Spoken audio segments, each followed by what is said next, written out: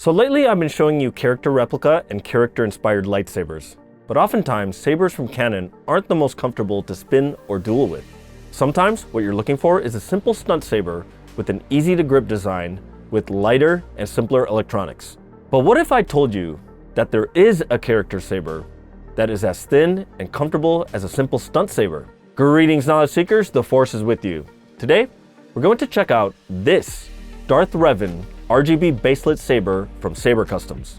Big shout out and thank you to SaberCustoms for sending this over. Darth Revan is an ancient Sith Lord that was originally introduced in the Legend EU, but is part of current Star Wars canon. He wields two lightsabers, and this one is based on the less aggressive version. On the SaberCustoms website, it can come in 3 choices of Baselit RGB and 2 options for pixel. The option labeled RGB is just a standard RGB tri-cree core for $129. XRGB 3.0 is the newer Xeno 3.0 with Bluetooth, which starts at $149.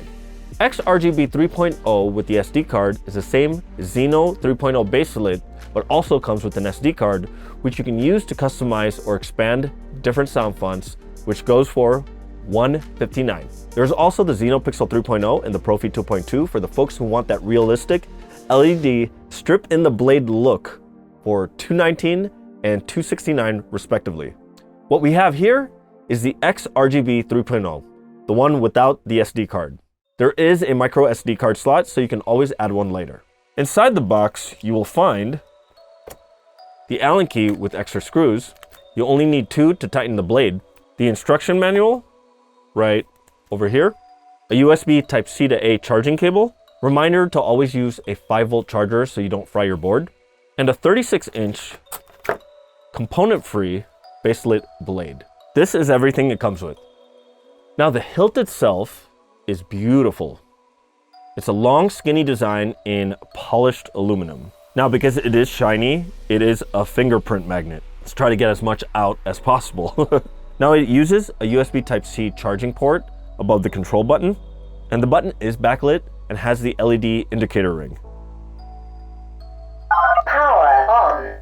And one of the things that gives it away that this is a Xeno board is the fact that there's this Imperial looking insignia that's backlit right on the button.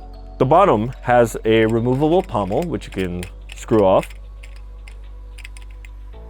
Now the edges of the pommel, like right around here, are a little sharp, but you can easily remove it if it becomes uncomfortable. Possibly you could replace it with another one, or you could just sand the corners, give it a little bit of a weathered look, and make it more comfortable for your needs. There is a CoverTech connector for CoverTech belt clips, so you could just snap it onto your belt clip.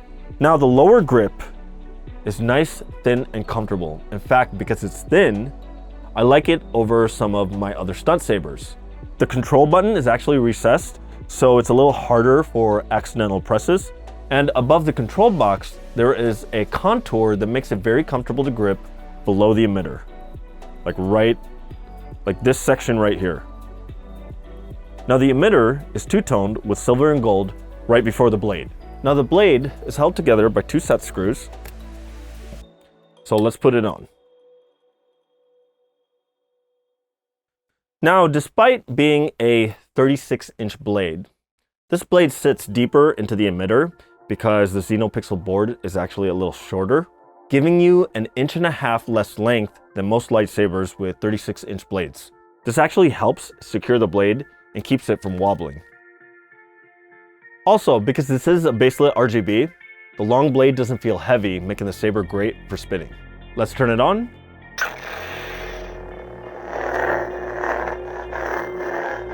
Wow. You know, usually one of the characteristics of Baselit is that it's going to be brighter on the bottom of the blade than it is on the top. But that is a lot more even than I was expecting. Now, if you want to see a comparison of different component-free blades and checking which one's the most evenly lit, check out this short right here. Wow, that is light.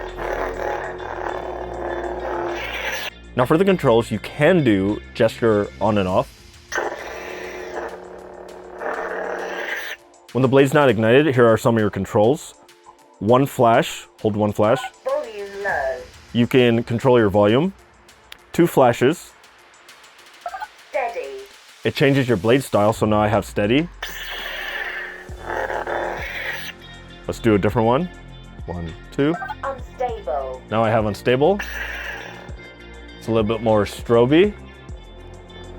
You probably can't see it with the frame rate of the camera, but it is strobing.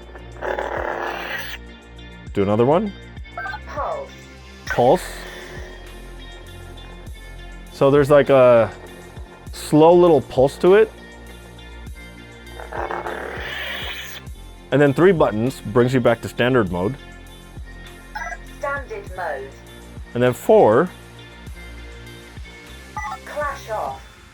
it removes the clash if you just want it solid during clashing. Clash on. And 5 blinks will let you turn off motion control on or off. I actually like it off because sometimes when I'm spinning, it likes to shut off. And beyond that, allows you to change your sound font. So now let's tap it for on. So we have red. 2 blinks. Color change. Allows you to change the color.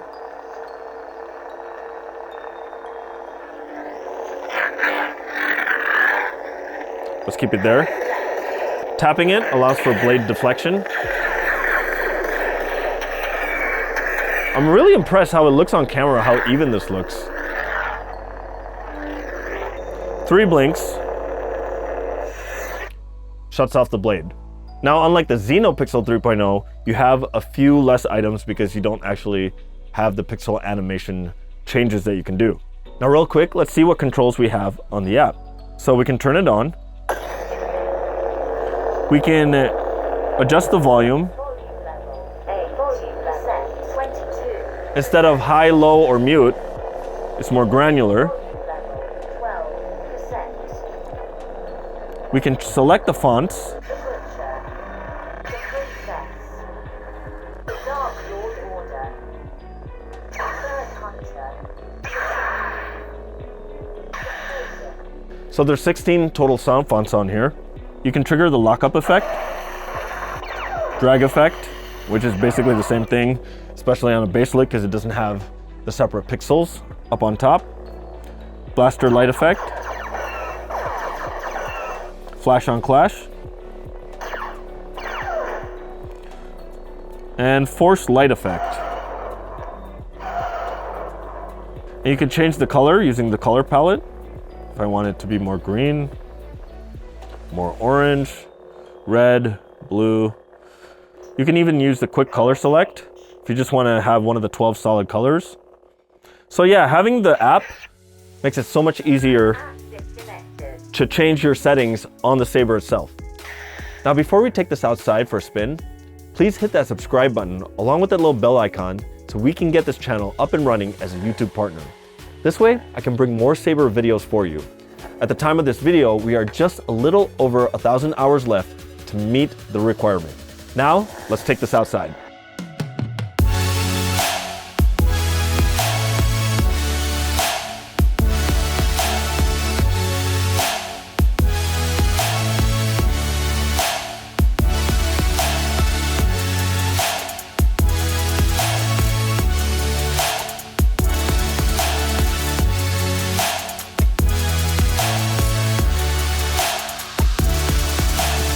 Now, one thing I have to say, even though the Saber is fairly light, I still somewhat get some wind resistance because it's so light, unlike when I have a pixel blade where it can basically cut through the air.